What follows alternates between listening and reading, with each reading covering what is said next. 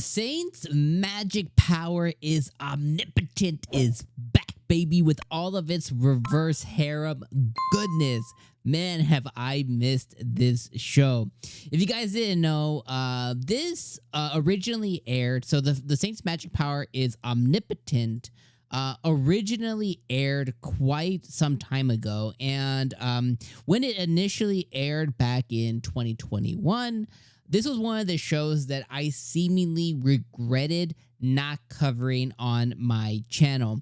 This was going into I think at that time, I want to say this was going into the third full season of shows that I have been covering on the anime channel. Or maybe it was the first. I don't even remember, actually. Did I start my channel in 2021 or 2020? I think it was 2021. But anyway, this was like one of the first shows that I truly covered or wanted to cover later on, but didn't have a chance to. And I always regretted not covering this show when it originally came out, because like I was watching this show on the side and I absolutely fell in love with this show. This easily became one of my favorite isekais.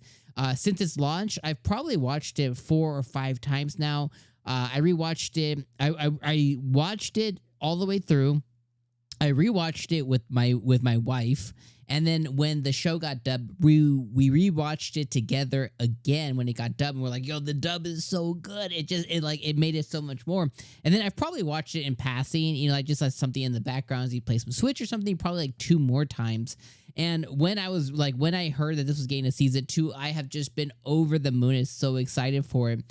And now we're finally jumping into episode number 1, and not disappointing at all. Instantly, it takes us right back where we are, and it starts off really, really awesome too. Like the episode started off with the studio like really showing, and it's Studio Dio Medea or something like that. But it started off showing like the studio's chops, right? Like they're like, yo, our artists can artist, right? Like our artists can draw.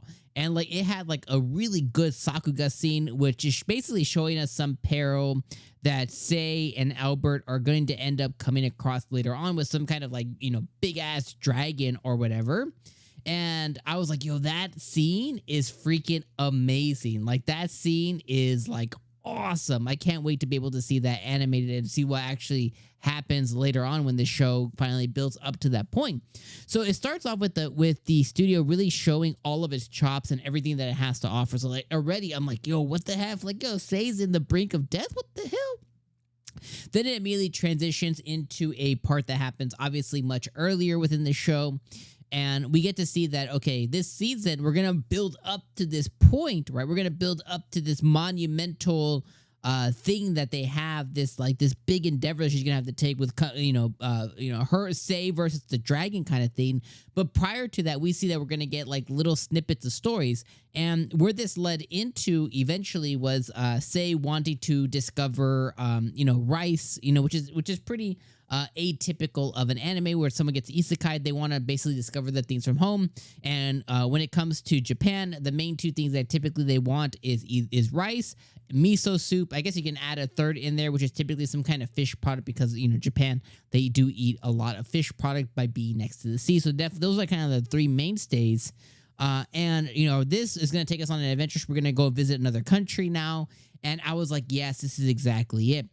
We also, during this episode, we got to see Sei and Albert, kind of like on like a little date, a little coffee date and stuff like that too. And then we got to see a lot of more of like Johan and him setting up, Sei's business endeavor that she's going to go on as she creates different products and stuff. She's basically going to solidify herself as like the Saint, but like she's going to have like the Saints trading company, which is really, really cool as well too. So you can just see like the writing on the wall for this show. It's like we're going to be taking on this little journey of her truly being in this world and like truly like solidifying herself in this world in a lot of different fashions and facets, which I think is going to be really, really cool. So we're going to get to see her do this trading card or this trading company. We're going to get to see her create different products. We're going to see in this episode she discovered coffee. She was able to brew said coffee at her research place. We're now going to see her go and try and discover rice. So I can't wait to be more on these little adventures. And we're going to get all of this as she continues to spend time and get closer to Albert. This episode they were holding hands.